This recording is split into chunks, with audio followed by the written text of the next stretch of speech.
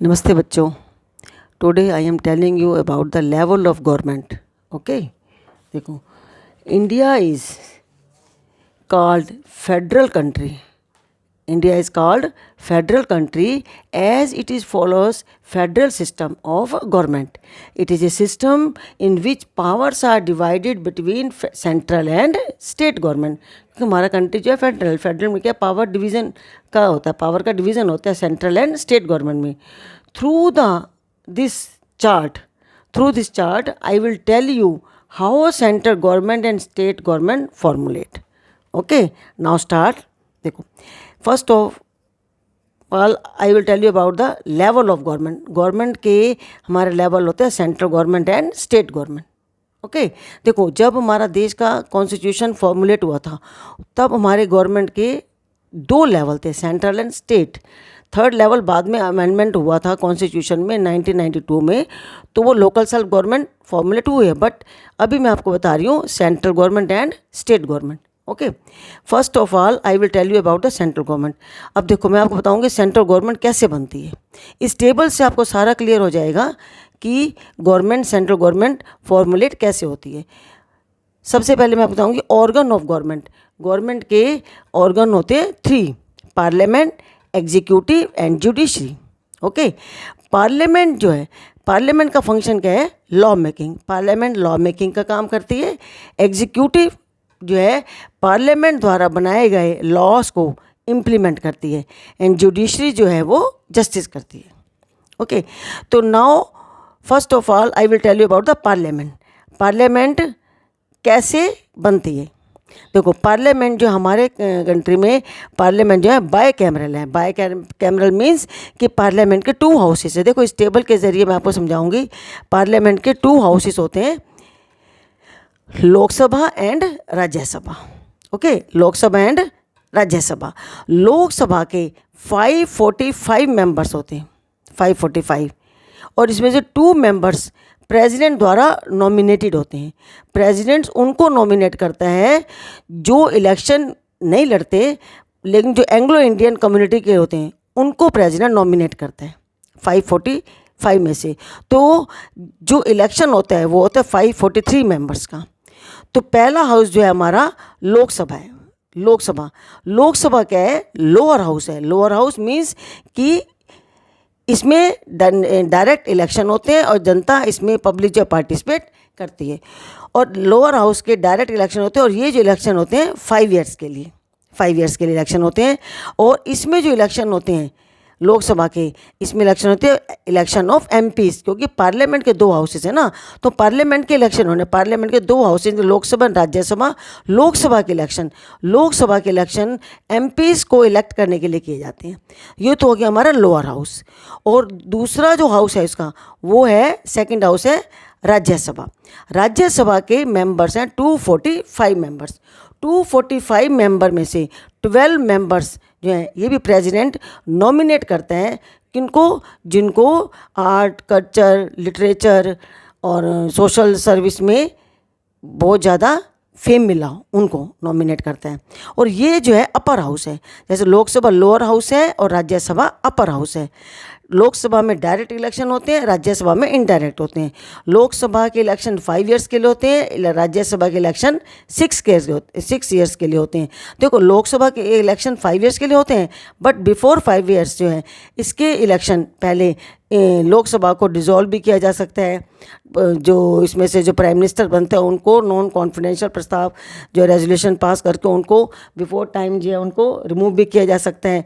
लेकिन जो राज्यसभा का टाइम पीरियड है 6 ईयर फिक्स्ड है.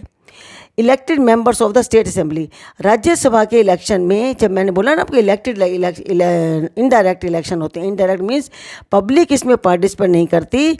जो स्टेट असेंबली के मेंबर्स होते हैं, इलेक्टेड मेंबर्स, वो राज्यसभा के एमपीज को इलेक्ट करते हैं. तो इसका मतलब क्या है कि जब देखो, अब मैंने आपको बताया लोकसभा के इलेक्शन, एमपी के इलेक्शन, तो अब देखो एमपी जो ये तो मैंने आपको बताया लोकसभा और राज्यसभा का कैसे इलेक्शन होते हैं. अब इलेक्शन ऑफ एमपी, जो एमपी के इलेक्शन होते हैं, इसमें जितनी भी पार्टीज हैं, जिस पार्टी को मेजॉरिटी मिलती है उस पार्टी में के किसी एक नेता को जो है क्या बना दिया जाता है? पीएम. ये पहले से इनका डिसाइडेड होता है कि पीएम ने, पीएम जो है ये गवर्नमेंट का हेड होता है। अब देखो पीएम बनने से पहले उसको क्या बनना था जरूरी उनके लिए, एमपीस। पीएम के लिए क्या बनना जरूरी, एमपीस। अब पीएम जो है कहाँ से निकल कर आया, पार्लियामेंट से। पार्लियामेंट से इलेक्शन हुए लोकसभा के, और एमपी से क्या बन गया, ये पीएम। अब पीएम को अपनी गवर्नमेंट को रन करने के लिए क्या चाहिए, अपनी टीम मिनिस्टर की, तो कैबिनेट मिनिस्टर। अब ये मिनिस्टर्स जो हैं ये प्राइम मिनिस्टर डिसाइड करता है कि जो उस पार्टी के एमपीज होते हैं किसको उसने कौन सी मिनिस्ट्री देनी है, ये प्राइम मिनिस्टर डिसाइड करता है। प्राइम मिनिस्टर जो उन एमपीज में से अपने मिनिस्टर की लिस्ट तैयार करता है किस किस एमपी को कौन कौन सा डिपार्टमेंट देना है। तो उन कैबिनेट मिनिस्टर्स को जो ओथ दिलवाते, जैसे प्राइम मिनिस्टर का इलेक्शन तो होता है, बट प्राइम मिनिस्टर को जो ओथ दिलवाई जाती है वो दिलवाता है प्रेसिडेंट। ऐसे ही प्राइम मिनिस्टर के जो कैबिनेट मिनिस्टर होते हैं इनको भी ओथ जो है प्रेसिडेंट ही दिलवाते हैं, लेकिन प्राइम मिनिस्टर की एडवाइस पर।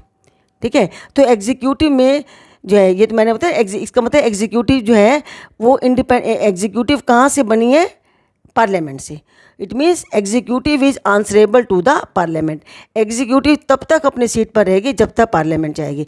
अगर एग्जीक्यूटिव अपना फंक्शन सही ढंग से नहीं करती, प्राइम मिनिस्टर जो है पब्लिक का कॉन्फिडेंस लूज कर देता है, तो प्राइम मिनिस्टर को पार्लियामेंट यानी कि लोकसभा राज्यसभा के दोनों हाउसेज के जो मेंबर्स होते हैं 2/3 मेजोरिटी से प्राइम मिनिस्टर के अगेंस्ट को नॉन कॉन्फिडेंशियल प्रस्ताव रेजोल्यूशन पास करके उनको बिफोर टाइमिंग उनको रिमूव भी कर सकती है। इट मीन्स कि executive is answerable to the parliament.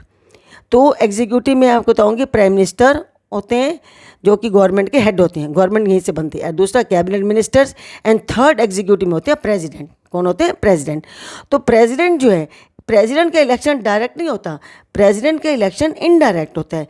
Indirect means इसमें पब्लिक पार्टिसिपेट नहीं करती, ये प्रोपोर्शनल तरीके से इनका इलेक्शन होता है और कोटा फिक्स किया जाता है। और इसमें जो है elected members of the both houses of parliament, both houses of parliament, both houses of parliament means MP, दोनों हाउसेस के एमपीस, लोकसभा और राज्यसभा जितने इनके टोटल मेंबर्स हैं उनके दोनों हाउसेस के जो एमपीस हैं लोकसभा राज्यसभा के, वो प्रेसिडेंट के इलेक्शन में पार्टिसिपेट करते हैं, एंड स्टेट असेंबलीज के एमएलएस। इट मीन्स जिस एरिया का जो एमपी होता है या एमएलए होता है वो एक वोट उस पूरे एरिया का वोट माना जाता है।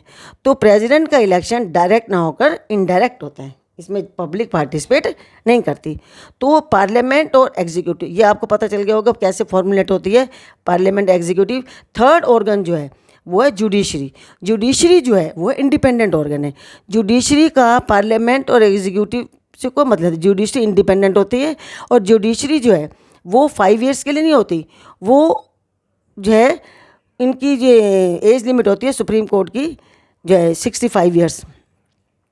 ये इंडिपेंडेंट ऑर्गन है।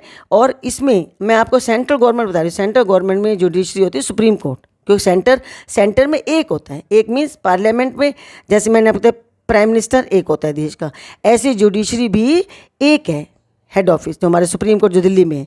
तो ये सेंट्रल गवर्नमेंट, सेंटर में एक ही चीज़ होती है, इंडिपेंडेंट ऑर्गन है ये, और ये इसमें होती है हमारी सुप्रीम कोर्ट। और ये जो है एग्जीक्यूटिव द्वारा इम्प्लीमेंट किए गए जितने भी लॉस होते हैं या कोई भी पॉलिसी होती हैं, एडमिनिस्ट्रेटिव रिलेटिव कोई भी अगर डिस्प्यूट होते हैं तो जुडिशरी का फंक्शन होता है उसको सॉल्व करना। तो ये मैंने आपको बताया सेंट्रल गवर्नमेंट के ऑर्गन गवर्नमेंट के 3 होते हैं, पार्लियामेंट, एग्जीक्यूटिव एंड जुडिशरी, जो मैंने इस टेबल के जरिए, इस चार्ट के जरिए आपको बताया है कि किस तरीके से गवर्नमेंट फॉर्मुलेट होती है, कि पार्लियामेंट में कौन कौन होते हैं, एग्जीक्यूटिव में कौन होते हैं, जुडिशरी में कौन होते हैं। अब मैं आपको बताऊंगी state government. Okay, state government देखो, स्टेट गवर्नमेंट में भी सेम है। अगर आपको सेंट्रल गवर्नमेंट समझ आ गया है, सेम प्रोसीजर स्टेट का है। सेंट्रल गवर्नमेंट में जो प्रोसीजर है पूरे कंट्री के लिए होता है, और स्टेट गवर्नमेंट में प्रोसीजर है वो स्टेट के लिए होता है। मेथड सेम है। इसमें हम सेंट्रल में पार्लियामेंट बोलते हैं, स्टेट में हम बोलते हैं लेजिस्लेशन। लेजिस्लेशन जैसे पार्लियामेंट के 2 हाउसेस होते हैं, लोकसभा, राज्यसभा, ऐसे ही लेजिस्लेशन के भी 2 हाउसेस होते हैं, legislative assembly, legislative council. Okay. तो जैसे सेंटर में लोकसभा होती है, ऐसे इसमें होते हैं legislative assembly. Legislative assembly Lok Sabha जैसे लोअर हाउस होता है, लेजिस्लेटिव असेंबली भी लोअर हाउस होती है। जैसे लोकसभा डायरेक्ट इलेक्शन होते हैं, इसमें भी डायरेक्ट इलेक्शन होते हैं। जैसे लोकसभा का टाइम पीरियड 5 ईयर्स होता है, ऐसे ही लेजिस्लेटिव असेंबली के टाइम पीरियड भी 5 ईयर्स होते हैं। उसमें लोकसभा में इलेक्शन जो होते हैं एमपीज़ के होते हैं, और लेजिस्लेशन में इलेक्शन होते हैं एमएलएस के, मेंबर ऑफ लेजिस्लेटिव असेंबली। तो इसका मतलब जो लेजिस्लेटिव असेंबली ये लोअर हाउस है, इसमें भी पब्लिक डायरेक्ट पार्टिसिपेट करती है इनके इलेक्शन में। जो दूसरा हाउस है वो है लेजिस्लेटिव काउंसिल, ये अपर हाउस है, इसमें भी इनडायरेक्ट इलेक्शन होते हैं। बट हर स्टेट में, जितने हमारी स्टेट्स हैं इंडिया की, हर स्टेट में लेजिस्लेटिव काउंसिल नहीं है, क्योंकि दूसरे हाउस का होना बहुत ज़्यादा एक्सपेंडिचर भी बढ़ जाता है। तो इसलिए इसके जो कुछ स्टेट्स हैं जहाँ पर दूसरा हाउस है, जैसे आंध्र प्रदेश, तेलंगाना, कर्नाटका, एमपी, बिहार, यूपी, इन 6 स्टेट्स में लेजिस्लेटिव काउंसिल के इलेक्शन होते हैं, बाकी कहीं भी नहीं होते। बाकी सब जगह ओनली एक लेजिस्लेटिव असेंबली है, ठीक है। तो दूसरा हाउस है, दूसरा ऑर्गन है एग्जीक्यूटिव।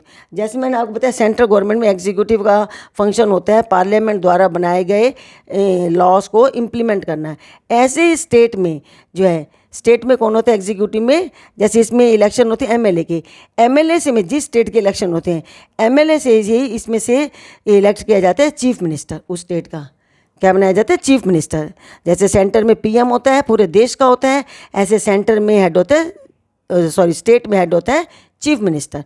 अब जैसे सेंटर में प्राइम मिनिस्टर को अपनी टीम चाहिए होती है फंक्शन करने के लिए मिनिस्टर्स की, ऐसे ही स्टेट गवर्नमेंट में चीफ मिनिस्टर को भी मिनिस्टर चाहिए होते हैं, चीफ मिनिस्टर को। तो वो भी उन्हीं अपनी पार्टी के एमएलएस में से अपने स्टेट मिनिस्टर को अपॉइंट करता है। और तीसरा, जैसे सेंटर में होता है प्रेसिडेंट, ऐसे स्टेट में होते हैं गवर्नर, स्टेट में होता है गवर्नर। अब मैंने आपको बताया कि सेम प्रोसीजर है, जैसे सेंटर में executive is answerable to the parliament, ऐसे ही स्टेट में भी एग्जीक्यूटिव जो है वो आंसरेबल होते हैं लेजिस्लेटिव के लिए, लेजिस्लेशन के प्रति वो आंसरेबल होते हैं। अब सेंटर में होते हैं प्रेसिडेंट, तो स्टेट में होता है गवर्नर। देखो प्रेसिडेंट के इलेक्शन मैंने आपको बोला है कि इनडायरेक्ट होते हैं, इसमें पब्लिक पार्टिसिपेट नहीं करती, लेकिन गवर्नर के इलेक्शन नहीं होते। गवर्नर के क्या होते हैं, गवर्नर की अपॉइंटमेंट होती है। क्या होती है गवर्नर की अपॉइंटमेंट, इसको अपॉइंट कौन करता है, क्या सेंटर का प्रेसिडेंट करता है। और ये जो गवर्नर होता है वो सेंटर का रिप्रेजेंटेटिव सेंटर होता है। रिप्रेजेंटेटिव सेंटर मीन्स कि अपने स्टेट, जिस स्टेट का गवर्नर होता है, अगर उस स्टेट का एडमिनिस्ट्रेशन अकॉर्डिंग टू कॉन्स्टिट्यूशन नहीं चल रहा, कोई इंटरनल डिस्टर्बेंसेस होती है, तो उस स्टेट की सारी इन्फॉर्मेशन उस स्टेट का गवर्नर सेंटर में प्रेसिडेंट को देता है। और प्रेसिडेंट का वो एज ए एजेंट कितना होता है, और गवर्नर द्वारा दी गई जो भी इन्फॉर्मेशन होती है उसके बिहाफ पर प्रेसिडेंट जो है स्टेट में लेजिस्लेटिव असेंबली को डिसॉल्व करते हैं। और जैसे किसी स्टेट में कोई डिस्टर्बेंस हो या इंटरनल डिस्टर्बेंस हो या वहाँ का एडमिनिस्ट्रेशन सही ढंग से नहीं चल रहा हो, तो वहाँ की जो कॉन्स्टिट्यूशनल मशीनरी है वो फेलियर हो गई हो, तो वहाँ पर जो है प्रेसिडेंशियल रूल अप्लाई कर दिया जाता है। लेकिन सबसे पहले प्रेसिडेंट क्या करेंगे, उस लेजिस्लेटिव असेंबली को डिसॉल्व होगी, डिसॉल्व होने के बाद फिर वहाँ की जब तक नेक्स्ट इलेक्शन नहीं होते वो पावर या तो उस स्टेट में प्रेसिडेंशियल रूल अप्लाई कर दिया जाता है, या पावर फिर वो गवर्नर जो है एज ए रिप्रेजेंटेटिव सेंटर के वो वहाँ काम फंक्शन करता है। ये हो गया एग्जीक्यूटिव। तीसरा इसमें जुडिशरी। देखो जुडिशरी, सेंट्रल गवर्नमेंट जुडिशरी होती है सुप्रीम कोर्ट, वो एक होती है पूरे सेंटर की सुप्रीम कोर्ट। और ऐसे ही स्टेट में जुडिशरी ये भी इंडिपेंडेंट ऑर्गन है, और ये हर स्टेट की होती है हाई कोर्ट, हर स्टेट की हाई कोर्ट होती है। तो स्टेट का कोई अगर मुकदमा हो तो हम पहले हाई कोर्ट में जाते हैं, बाद में हम सुप्रीम कोर्ट में जाते हैं, ठीक है। तो इस तरीके से जो है ये मैंने आपको बोला है गवर्नमेंट के बारे में, central government and state government किस तरीके से फॉर्मुलेट होती है, कैसे इनके ऑर्गन है। जैसे मैंने आपको सेंटर का बताया, सेम ऐसे मैंने आपको स्टेट का बताया। तो इस चार्ट के ज़रिए आप समझ सकते हैं कि हमारी गवर्नमेंट, सेंट्रल गवर्नमेंट कैसे फॉर्मुलेट होती है एंड स्टेट गवर्नमेंट कैसे फॉर्मुलेट होती है। अब देखो ये मैंने आपको चार्ट के ज़रिए बताया है, अब मैं आपको बताऊँगी कि किस तरीके से हमारी पार्लियामेंट फॉर्मुलेट होती है। Okay, parliament. All legislative power of federal government are vested in the parliament. जितनी भी लेजिस्लेटिव पावर्स हैं हमारे, ये तो हमारे कंट्री में फेडरल गवर्नमेंट, ये तो आपको मालूम है फेडरल गवर्नमेंट है, क्योंकि फेडरल गवर्नमेंट की सबसे बड़ा पहचान क्या है, सबसे बड़ी आइडेंटिफिकेशन क्या है कि हमारे कंट्री में पीएम भी है और सीएम भी है। इसका मतलब क्या है, फेडरल फॉर्म ऑफ गवर्नमेंट है। और laws framed by it and enforced in the whole country. और जितने हमारे देश के लॉस हैं, कानून हैं, वो कौन बनाता है, पार्लियामेंट बनाती है। और पूरे कंट्री में इन लॉ पार्लियामेंट द्वारा बनाए गए लॉस को इन्फोर्स किया जाता है, इम्प्लीमेंट किया जाता है। Composition, article 79 provides a bicameral parliament for the union. जैसे मैंने आपको समझाया, हमारी पार्लियामेंट बाय कैमरल है। बाय कैमरल में union parliament consist of the president and two houses. एक तो होता है काउंसिल ऑफ स्टेट, जिसको राज्यसभा बोलते हैं, and the house of the people, जिसको लोकसभा भी बोलते हैं। अब मैंने अभी आपको टेबल के ज़रिए मैंने बताया टेबल के ज़रिए कि किस तरीके से राज्यसभा फॉर्मुलेट होती है। एक बार और आपको मैं क्लियर बता दूं कि राज्यसभा का स्ट्रक्चर कैसा होता है। Upper house of the parliament होता है और इसमें 250 मेंबर्स लिमिटेड होते हैं। एट प्रेजेंट इनके मेंबर 245 मेंबर्स हैं। 12 members nominated by the president distinguish themselves in the field of art, literature, science and social service. Rest 233 members elected by the state legislatures members होते वो चुनते हैं। And 1/3 retired after 2 years। और इनके जो 1/3 members होते हैं वो 2 साल के बाद रिटायर हो जाते हैं। इनका टाइम पीरियड 6 होता है, 6 years होता है। देखो, मैंने टेबल के ज़रिए आपको शॉर्ट में सारा बताया है कि किस तरीके से हमारी गवर्नमेंट फॉर्मुलेट। अब मैं आपको डिटेल में बता रही हूँ। अब मैंने आपको राज्यसभा बताया कैसे फॉर्मुलेट होती है स्ट्रक्चर। अब राज्यसभा के बारे में मैं आपको बता रही हूँ अभी कि इनकी राज्यसभा का मेंबर बनने के लिए क्या क्वालिफिकेशन होनी चाहिए। First of all, he should be citizen of India. He और she should be citizen of India. India का सिटीजन होना मस्ट है। अब इंडिया के लिए इलेक्शन है तो नेचुरली इंडिया का सिटीजन होना मस्ट है। Completed 30 years of age. Rajya Sabha का मेंबर बनने के लिए एज मिनिमम होनी चाहिए 30 years। Must be A parliamentary इलेक्टर in the state, residing the state for the last 6 months। 6 months से स्टेट में रह रहा हो। Should not hold any office of profit under the government. वो गवर्नमेंट के अंडर किसी प्रॉफिट वाली पोस्ट पर नहीं होना चाहिए, क्योंकि एक समय में एक ही जगह हम ले सकते हैं ना गवर्नमेंट की। अगर ऑलरेडी किसी गवर्नमेंट प्रॉफिट में है या गवर्नमेंट ऑफिसर में तो उसको छोड़ना पड़ता है। Chairman and deputy chairman of the Rajya Sabha. देखो, राज्यसभा का एक वाइस प्रेसिडेंट होते हैं जिसको एक्स चेयरमैन कहते हैं, एक्स ऑफिशियो चेयरमैन कहते हैं। और डिप्टी चेयरमैन क्या होता है, Rajya Sabha elects among its own members. Rajya Sabha अपने में से ही डिप्टी चेयरमैन को किसी को भी वो चुन लेती हैं।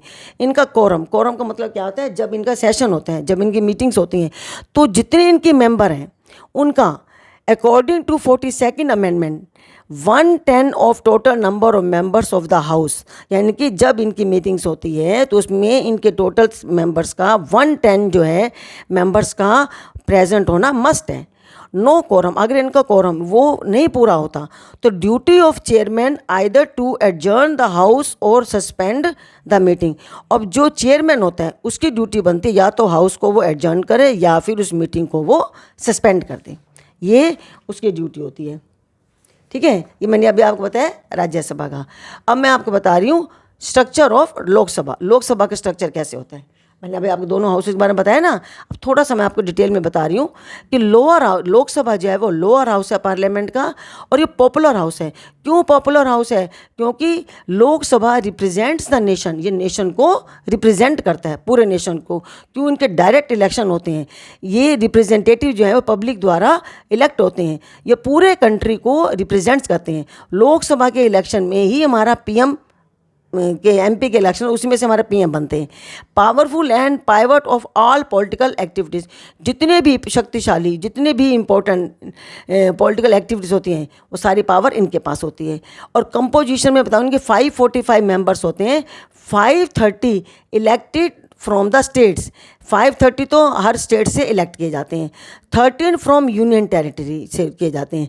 And 2 are nominated by the president from the Anglo Indian community. 2 उसमें से एंग्लो इंडियन में से नॉमिनेट किए जाते हैं प्रेसिडेंट। ये प्रेसिडेंट नॉमिनेट करते हैं। Election of representative. देखो इनके इलेक्शन क्या होते हैं, the representative of the states are directly elected. States के, हर स्टेट के जो रिप्रेजेंटेटिव होते हैं ये डायरेक्ट इलेक्ट होते हैं लोगों द्वारा, by the people from the territorial constituency in the state. Her state की जो टेरिटोरियल कॉन्स्टिट्यूएंसी होती है वहाँ से डायरेक्ट लोगों को लोग जो है डायरेक्ट उनको अपने रिप्रेजेंटेटिव को इलेक्ट करते हैं। Constitution reserve certain seats for SC and ST, और हमारा जो संविधान है वो SC और ST के लिए सीट्स भी रिजर्व करते हैं। SC और ST के लिए क्यों? क्योंकि माइनॉरिटी में होते हैं तो उनका रिप्रेजेंटेशन भी मस्ट है, इसीलिए उनके लिए सीट रिजर्व कर दी जाती है। यह आपको याद होगा इनका SC और ST के लिए सीट क्यों रिजर्व की जाती है, क्योंकि जब हमारा कॉन्स्टिट्यूशन बना था उस समय BR अम्बेडकर ने SC और ST के लिए सेपरेट इलेक्शन की डिमांड की थी, जिसका कि महात्मा गांधी ने अपोज किया था कि इससे हमारी कंट्री की जो इंटीग्रिटी है वो रिस्क में पड़ जाए, खतरे में पड़ जाएगी। तो इसीलिए तभी हमारे कॉन्स्टिट्यूशन में ये कहा गया कि SC और ST के लिए सीट रिजर्व की जाए। तभी से हमारे कॉन्स्टिट्यूशन जब फॉर्मुलेट हुआ था SC और ST की सीट रिजर्व कर दी गई है। टर्म, इनका टाइम पीरियड 5 ईयर्स है, मैंने आपको बताया था अभी। President can dissolve before the expiry of its term, कि प्रेसिडेंट जो है इनके टाइम पीरियड से पहले लोकसभा को डिसॉल्व भी कर सकते हैं। On the 13 March 1991 president dissolve the Lok Sabha, president ने लोकसभा डिसॉल्व की थी on the advice of the PM Chandrashekhar. उस समय प्रधानमंत्री PM जो है वो चंद्रशेखर थे, उनके एडवाइस पर प्रेसिडेंट ने लोकसभा को डिसॉल्व किया था। देखो लोकसभा को डिसॉल्व प्रेसिडेंट अपनी मर्जी से कुछ भी नहीं करते, ये प्राइम मिनिस्टर की एडवाइस पर ही प्रेसिडेंट लोकसभा को डिसॉल्व करते हैं। ऐसे ही जैसे राज्यसभा का मैंने बताया था, ऐसे ही इनकी क्वालिफिकेशन भी वही है कि citizen of India, he must be citizen of India. Rajya Sabha के लिए एज होती है 30 ईयर्स, लेकिन उसके लिए लोकसभा के लिए एज होती है 25 years. Must not hold any office of profit under the government of India और स्टेट, या ना वो इंडिया में ना ही किसी स्टेट में किसी गवर्नमेंट के अंडर किसी लाभकारी, किसी प्रॉफिट वाले किसी जॉब में अंदर वो काम ना कर रहा हो, तब जाकर ये लोकसभा के इलेक्शन के लिए लड़ सकता है। इसमें भी कोरम क्या होता है, for meeting of Lok Sabha, Lok Sabha की मीटिंग के लिए एटलीस्ट 110 इज एसेंशियल। 110, इसमें 110 मेंबर का प्रेजेंट होना मस्ट है। नो कोरम, अगर इनका कोरम पूरा नहीं होता, जैसे राज्यसभा में जो है चेयरमैन वगैरह, डिप्टी चेयरमैन एडजर्न करते हैं मीटिंग को, इसमें जो है no quorum, chairman adjourn the और हाउस सस्पेंड द मीटिंग, वो मीटिंग को सस्पेंड भी कर सकते हैं। अब ऐसे इसमें लोकसभा में होता है स्पीकर। स्पीकर क्या होता है कि speaker is the presiding officer of Lok Sabha. जो स्पीकर होता है वो लोकसभा के प्रिजाइडिंग ऑफिसर होता है। सब चीज़ प्रिजाइड लोकसभा द्वारा की जाती है, स्पीकर द्वारा की जाती है। Elected by the members of the Lok Sabha, Lok Sabha के मेंबर में से ही स्पीकर को इलेक्ट किया जाता है। Presides meeting, maintains order and conduct the business of the house. अब ये क्या करते हैं कि ये मीटिंग को प्रिजाइड्स पे करते हैं, ऑर्डर मेंटेन करते हैं, हाउस में पूरा डिस्टर्बेंस ना हो किसी तरीके का, पूरा कंट्रोल बनाए रखते हैं। और एब्सेंस ऑफ द स्पीकर, जब स्पीकर एब्सेंट होते हैं तो the deputy speaker perform the duties of the speaker. देखो स्पीकर की जो ड्यूटी होती है वो स्पीकर की एब्सेंस में डिप्टी स्पीकर जो है वो सारी ड्यूटी फुलफिल करते हैं। और इसको जो है स्पीकर को elected in the first meeting of Lok Sabha, इसको लोकसभा जब इलेक्शन होते हैं ना, लोकसभा की जो फर्स्ट मीटिंग होती है इलेक्शन के बाद, तो उसी समय ही जो है स्पीकर को इलेक्ट कर दिया जाता है। Serving for a term of 5 years, जो इनकी जो टाइम पीरियड है वो 5 साल का होता है, 5 साल के लिए होता है। लेकिन एक बात मैं आपको बता दूं, अगर बिफोर टाइम अगर लोकसभा को डिसॉल्व कर दिया जाता है तो उस समय स्पीकर अपनी सीट पर काम करते हैं, स्पीकर को नहीं हटाया जाता। जब टाइम पूरा हो जाता है स्पीकर को तब हटाया जाता है। Chosen from sitting members of the Lok Sabha, अपने मेंबर में से ही लोकसभा को इलेक्ट किया जाता है। ठीक है, तो इसका मतलब क्या है कि लोकसभा जो है इनफैक्ट